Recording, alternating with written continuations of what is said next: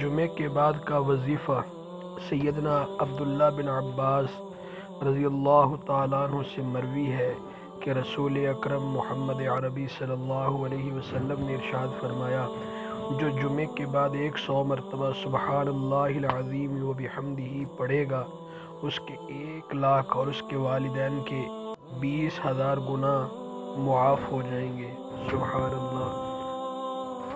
جمعے کے دن جمعے کی نماز کے بعد 100 مرتبہ سبحان اللہ العظیم و بحمدہ انسان پڑھتا ہے، اللہ تعالیٰ 1,00,000 گناہ پڑھنے والے کے معاف کرتے ہیں، اور 20,000 گناہ جو اس کے والدین کے ہوتے ہیں اللہ وہ معاف کرتے ہیں۔ تو کتنا آسان عمل ہے، اس عمل کو کرنے میں صرف 2 سے 3 منٹ لگتے ہیں۔